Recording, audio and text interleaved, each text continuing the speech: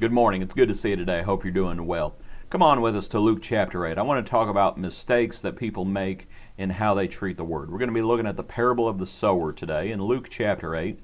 Let's get right into it at verse 5. It says, "The sower went out to sow his seed, and as he sowed, some fell by the wayside, and it was trampled down, and the birds of the air devoured it." The mistake that most people make is they don't keep the Word. It's questionable whether they even hear the Word. That idea of it was trampled down, the wayside. You might remember what Jesus said about if salt loses its flavor, what is it good for? It's not good for anything other than to be trampled, than to be thrown out and trampled down by men. It's the idea of treating it like gravel, just common rocks, right? And that's the idea. People just discard the Word. You try to talk to them, but they just have no use for it. And they end up losing it if they ever had it to begin with. But then the next thing that can happen is in verse 6. It says, "Some fell on rock, and as soon as it sprang up, it withered away because it lacked moisture." That idea of lacking moisture is peculiar to Luke's gospel, if I'm remembering correctly.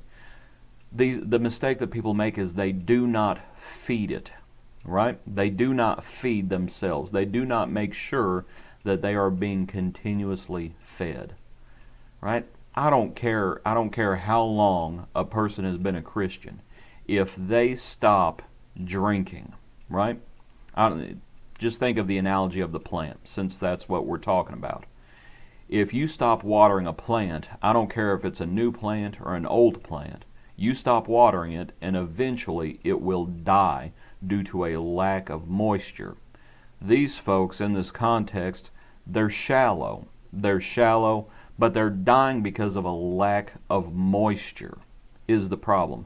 They do not feed the Word, right? That's another problem.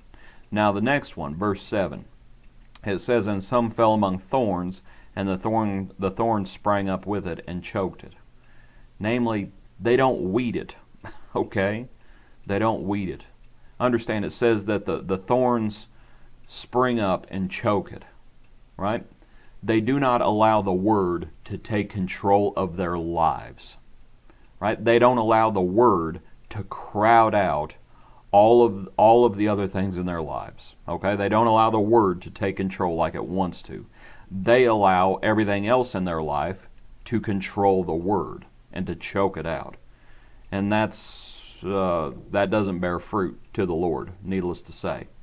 What we find, come down to verse 15, it says, "But the ones that fell on the good ground are those who, having heard the word with a noble and good heart, keep it and bear fruit with patience." That idea of patience, perseverance, namely, it takes work. It takes work. That's what you got to do, right? But if we don't keep the Word, if we don't feed the Word, if we don't weed, if we don't get the weeds out of our lives, then we're going to end up being doomed on Judgment Day. You might think about these verses. It takes work. It takes work. Remember what the Lord said concerning the fig tree in that account, the parable of the fig tree, and the man says, "Let me dig around it. Let me dig around it and fertilize it." And that's what you got to do. That's what you got to do sometimes. You got to dig things up. You got to dig things out. Anyway, hope you enjoyed this study. God bless you. Be a blessing to others. We hope to see you tomorrow morning. Thanks for studying with us.